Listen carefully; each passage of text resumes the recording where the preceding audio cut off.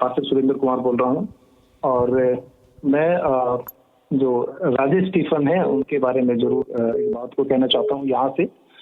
और मैं इनको पिछले 1.5 साल से जानता हूँ कि, और जब ये MMB चर्च में थे, यानी पास्टर साहब के साथ में काम करते थे, तब तक तो सब अच्छा था। लेकिन जब इनकी गलत टीचिंग के कारण क्या है, इन्हें बाहर किया गया। और आप जानते हैं कि इनकी गलत जो टीचिंग थी वो यह थी कि मूर्तियों के आगे बलिदान के जो प्रसाद जिसको कहते हैं उसे ग्रहण कर सकते हैं या खा सकते हैं। तो पास्टर साहब ने जब इनको समझाया तो इस बात पर ये नहीं माने।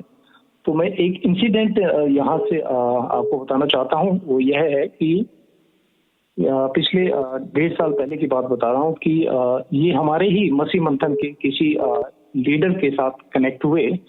और इन्होंने उस स्टेट में, तो मैं उन लीडर का और स्टेट का नाम नहीं बताना चाह रहा हूँ, तो उस स्टेट में क्या किया इन्होंने, ये विजिट करना चाहते थे लाइक प्रीचिंग के लिए, प्रचार के लिए। और इन्होंने हमें भी कनेक्ट किया, यानी मुझे भी कनेक्ट किया दिल्ली से कि मैं दिल्ली में आना चाहता हूँ और प्रीच करना चाहता हूँ। और जब मैंने ये सवाल किया और मैंने जब पास्टर साहब से पूछा फोन करके कि मसीह मंथन से कोई प्रचारक आ रहे हैं दिल्ली में, तो पास्टर साहब की तरफ से हमें पता चला कि मेरी नॉलेज में कुछ नहीं है, मेरी नॉलेज में नहीं है।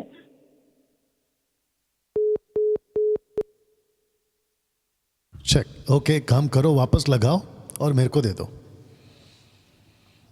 स्पीकर ऑन करके देना, मैं यहाँ से सुना देता हूँ। Thank you Lord. Speaker on करके देना। यस ब्रदर, बात करिए।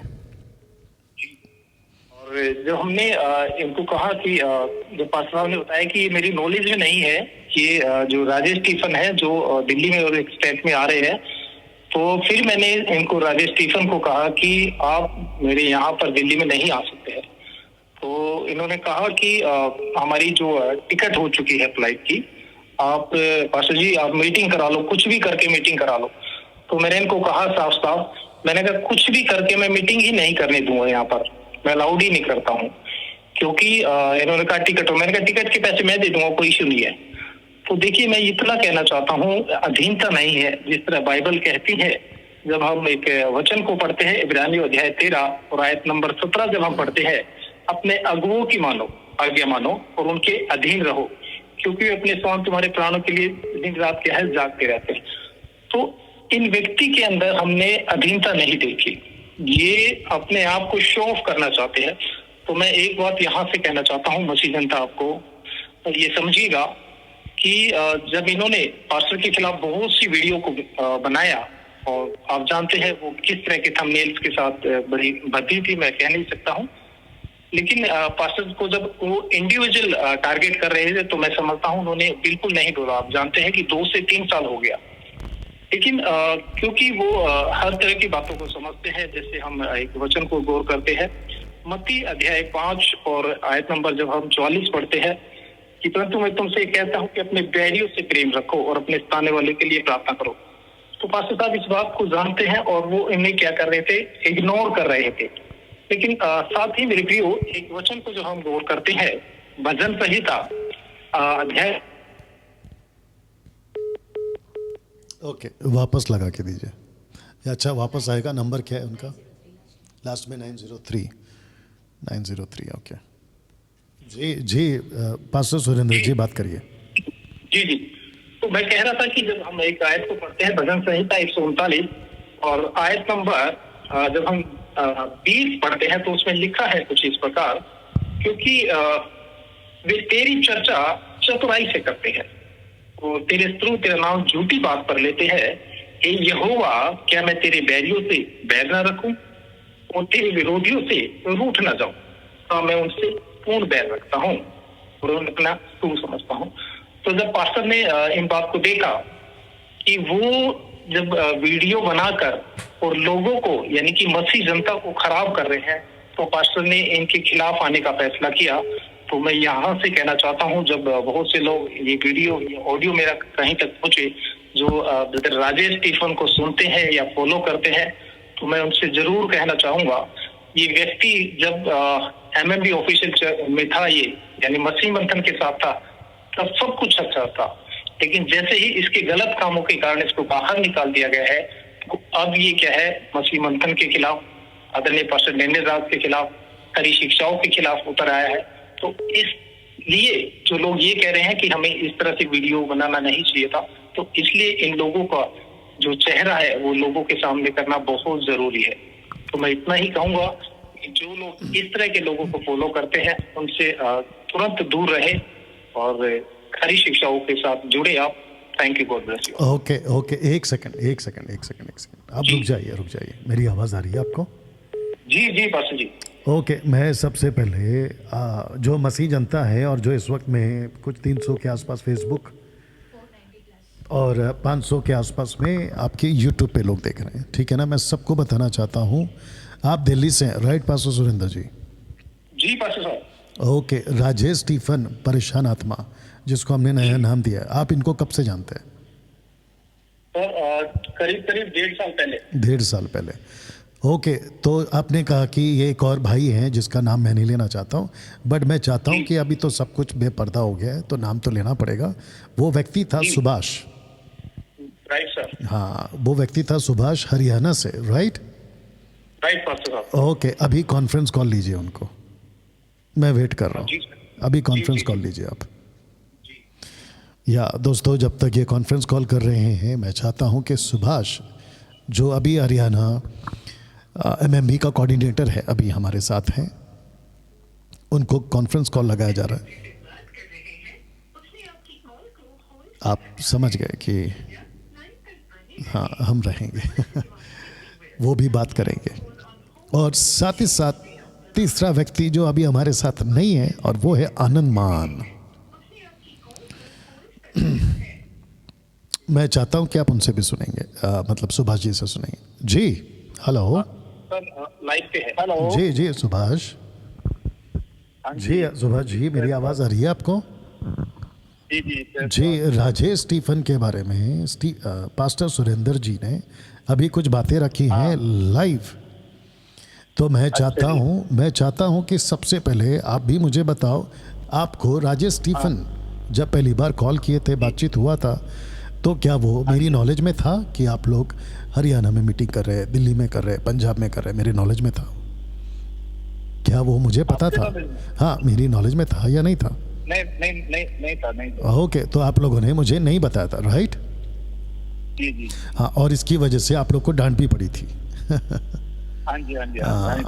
ओके, ना मसीह जनता, आपने सुना अभी, और ये कॉल मैंने नहीं करवाया, सुरेंद्र जी ने ये खुद तय किया कि ये बात करेंगे, राइट सुरेंद्र जी? जी पास्टर साहब। या वंडरफुल। तो ऐसा व्यक्ति जिसका नाम है राजेश स्टीफन, आपको पता है? चलिए और एक बात पूछ लेता हूँ, सुरेंद्र जी और सुभाष जी, आप दोनों मिलकर बताएंगे, अभी मसीह मंथन वर्ल्ड ग्रुप में कितने लोग हैं हमारे साथ? मसीह मंथन बैठक व्हाट्सएप का जो ग्रुप है ना, वर्ल्ड ग्रुप, हाँ, उसमें कितने मेंबर है? जरा चेक करके बताओ। आइए सुनते हैं। ओके, कट गया, वापस आएगा? हाँ, अच्छा बात है। ओके, आपको बताते हैं कितने लोग हैं। इसकी वजह बताऊंगा आपको कि ऐसा मैं क्यों कर रहा हूँ। ये क्यों कट रहा है बार बार फ़ोन? इसलिए क्या? अभी नहीं आ रहा है कॉल, कट गया पूरी तरह से? हाँ, नहीं, नेटवर्क है ना। ओके, आप लगाओ, आप। हाँ, आ गया। या जी, बोलिए ब्रदर। या पास्टर सुरेंद्र जी, बोलिए। सुरेंद्र जी, कविंद्र बात। अरे, लास्ट में नंबर क्या है? 903। या थोड़ा वेट करते हैं, और मैं आपको वजह बताता हूँ कि ऐसा हमने क्यों किया है। आप लगाओ कॉल, जल्दी लगाना। सुरेंद्र जी, अगर आप देख रहे हैं तो फ़ोन जल्दी से रिसीव कर लीजिएगा, क्योंकि काफ़ी लोग वेटिंग है, उनको भी मौका देना है। स्पीकर ऑन करके दो।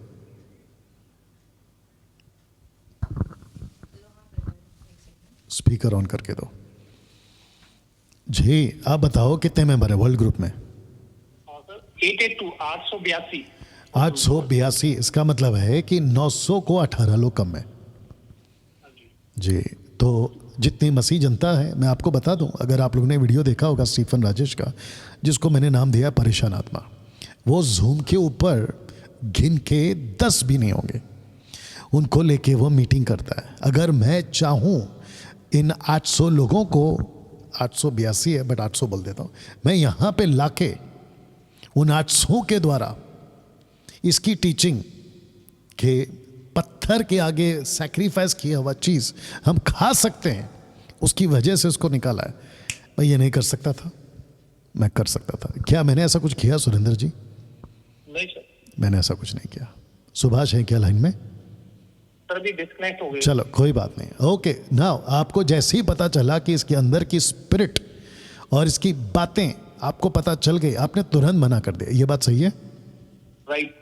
ओके, मैं चाहता हूं कि मसीह जनता को आप बताओ कि आपको ऐसा क्यों लगा कि आदमी का गलत स्पिरिट है, उसको थोड़ा बताइए जी। देखिए, कोई भी जो कार्य होता है और वो अधीनता के साथ होता है, जब हम किसी के साथ है या फिर अपने अगुवों की बातें है, पहले हम परमिशन लेते हैं। तो ऐसा व्यक्ति जो विदाउट परमिशन आ रहा था, और सर सुबह से लाइन पे लूं क्या? हाँ हाँ लीजिए। एक मिनट। अरे बाप रे, फिर कट गया। ओके, अगर आता है तो कनेक्ट करवा के फिर मेरे को दे देना ना। मैं माफ़ी चाहता हूँ जो लोग, बाकी लोग कॉल कर रहे हैं, आप लोग वेटिंग में हैं, आपको मौका दूंगा, चिंता मत करिए। लेकिन क्योंकि ये सुरेंद्र जी ने खुद तय किया, मैंने तय नहीं किया, ये उन्होंने खुद तय किया कि मैं राजेश स्टीफन के बारे में बात करूंगा, तो उसकी वजह से मैं ये बातें आपके बीच में ला रहा हूँ। अदरवाइज मैं तो इसको भाव तक नहीं देता हूँ, इस आदमी को, किसको, परेशान आत्मा राजेश स्टीफन को, मैं उसको बाजू में तक नहीं खड़ा करना चाहता हूँ। क्योंकि जो परमेश्वर का नहीं है वो मेरा नहीं है, जो परमेश्वर का है वो मेरा है, वो चाहे कहीं का भी हो जी। चलिए बोलिए बोलिए। और सुभाष जी, आपको भी बोलना है कि आपको राजेश स्टीफन का जो अंदर की बातें हैं वो आपको क्यों खटकी और आप क्यों उनको अलग कर दिए जी। जी वो सुबह फिर डिस्कनेक्ट हो गए, मैं ट्राई करता हूं। चलो ठीक है, आप अपनी बात रखो, फिर बाद में देखेंगे। हाँ जी। तो देखिए, जो व्यक्ति अधीनता के साथ काम नहीं कर सकता है, और जैसे बाइबल का वचन भी कहता है कि हम जब परमेश्वर से ये दावा करते हैं कि हम परमेश्वर को जान गए हैं, है ना, क्योंकि परमेश्वर वचन के अनुसार यदि तुम मुझसे प्रेम करते हो मेरी आज्ञाओं को मानोगे। इट मीन्स कि जो आज्ञाएं बाइबल कहती है, इट मीन्स कि जो परमेश्वर अपने अगुवों को ठहराते हैं, और अगर हम अगुवों के खिलाफ चले जाते हैं तो वो व्यक्ति किसी का भी नहीं हो सकता, जो परमेश्वर का नहीं हो सकता है और अधीनता के साथ काम नहीं कर सकता है, वो व्यक्ति किसी का भी नहीं हो सकता है। जिस बात को हमने जब ये जान लिया, तो मैंने कहा ये कोई भी व्यक्ति क्यों ना हो, ये व्यक्ति ठीक नहीं है, और हमने बिल्कुल इससे तुरंत नाता तोड़ा और बिल्कुल क्लियर स्टेटमेंट के साथ। और इन्होंने कहा कि हमारा फ्लाइट का टिकट हो गया, तो मैंने इनको ये कहा कि आपको पहले पास्टर साहब से पूछना चाहिए था, आपने ये क्यों बोला मुझे कि वहां से हम आ रहे हैं, वहां से सब हो गई है बात। तो मैंने कहा आपको सच बोलना चाहिए था ना। मैंने कहा जो व्यक्ति झूठ बोल सकता है तो इसका मतलब वो ठीक नहीं है, और बाइबल तो बिल्कुल खिलाफ है ना। हम झूठी बातें, बुरी बातें, छल की बातें, ये हमारे अंदर नहीं होनी चाहिए। तो वो व्यक्ति क्या है, अपने आप को शो ऑफ करना चाहता है और दिखाना चाहता है कि मैं भी कुछ हूँ, और जबकि वो कुछ भी नहीं है ना। जिसके अंदर अधीनता नहीं है, प्रेम नहीं है, वो कुछ भी नहीं है। तो परमेश्वर कहते हैं ना कि यदि तू अपने भाई से प्रेम नहीं कर सकता तो मुझसे कैसे प्रेम करेगा? अभी तो तूने मुझे राइट। चलो थैंक यू सुरेंद्र जी। या बाकी देख लो, अगर पहले बात करना कि वो क्या बोलना चाहते हैं। ओके ये है असलियत, लेकिन मैंने कभी लाया बीच में? कभी नहीं लाया। क्या मैंने इसका कोई प्लान किया? बिल्कुल नहीं किया। क्या मैंने कभी उसको एक्सपोज किया? बिल्कुल नहीं किया। उल्टा इस व्यक्ति ने, जिसका नाम है राजेश स्टीफन परेशान आत्मा, मेरे अगेंस्ट में, बाप रे बाप, इससे पता चलता है कि कौन सी आत्मा किसके अंदर क्या काम कर रही है। ओके, क्योंकि मुझे इस पृथ्वी पे किसी का डर नहीं है, मुझे सिर्फ परमेश्वर का डर है, क्योंकि हम सबको एक दिन उसके सामने खड़ा होना है। और अगर उसने कह दिया ना कि मेरे बाइबल के वचन के खिलाफ डैनियल तू कैसे गया, खत्म, मुझे कोई नहीं बचा पाएगा। वैसे ही इन लोगों को